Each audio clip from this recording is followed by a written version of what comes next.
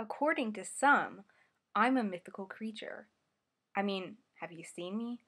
I'm practically a unicorn.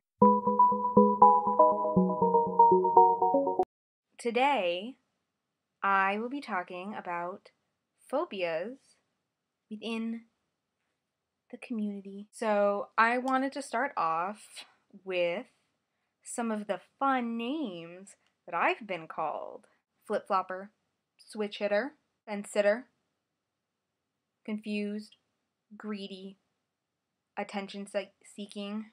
Before I came out, I mean, I knew what biphobia was and I had heard about it, but I didn't know to the extent that it was within the community. I mean, I figured it would come from straight people, but I never even imagined how unaccepting, disbelieving, unwelcoming a lot of people can be in the community. And I think one of the most unwelcoming, biphobic people who happens to be a big name in the community and has done, seemingly a lot of really great things is Dan Savage, the creator of the It Gets Better project.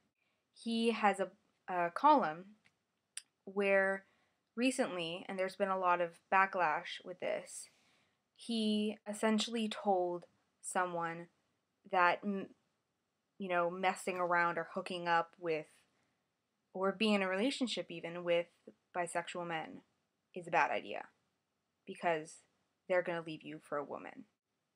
If you just listen to any of the speeches that Dan Savage has given, where he talks about bisexuals, he has this intense belief that it is really just a phase. But he has a really intense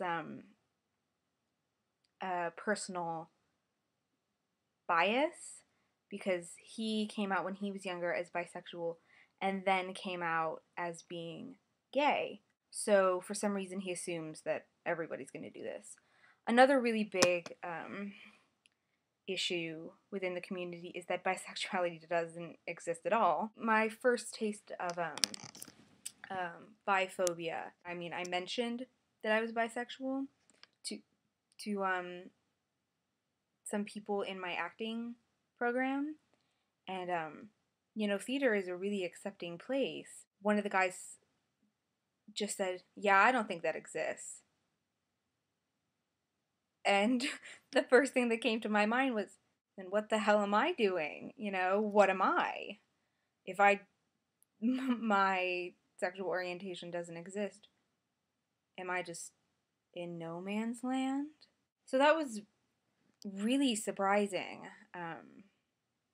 and really discouraging. Another thing that I've come across is the idea that, and I am not in any way generalizing this, but a lot of lesbians have said that they wouldn't date a bisexual woman because they don't want to be left for a man. And to that I say, it sucks to be dumped anyway. Why is it worse if it's a man? You might dump me for another woman. That still sucks. So I don't really get that. Sorry. No, not sorry. I don't get that. Obviously, the biggest one is that it's just a phase. And we're just waiting for you to come out. And that you're not accepted until you do. I mean, there's a B in LGBTQIA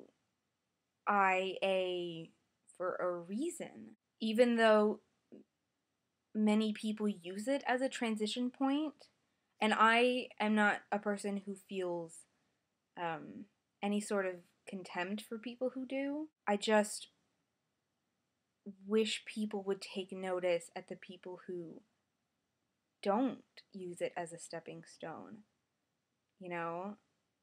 who identify with bisexuality and that's who they really are, and stop waiting for us to come out and make it easier for you to accept us. I, expect people who were discriminated against to understand why create more discrimination within a community that is so heavily discriminated against.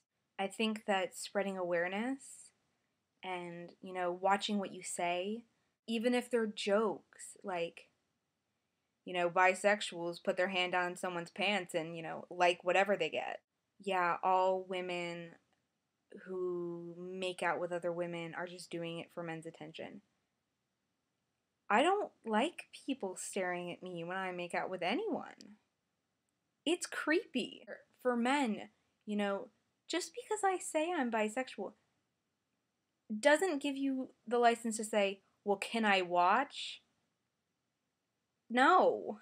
No, you can't. Delegitimizing someone else's sexual orientation doesn't make it any easier.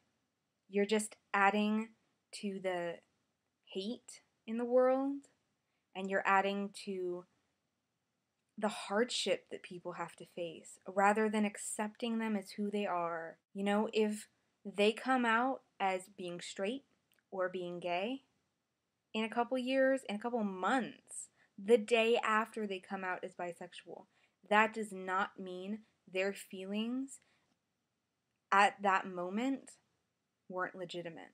So for now, I am a unicorn. But hopefully in the future, I'll just be a plain old bisexual girl. See you guys later.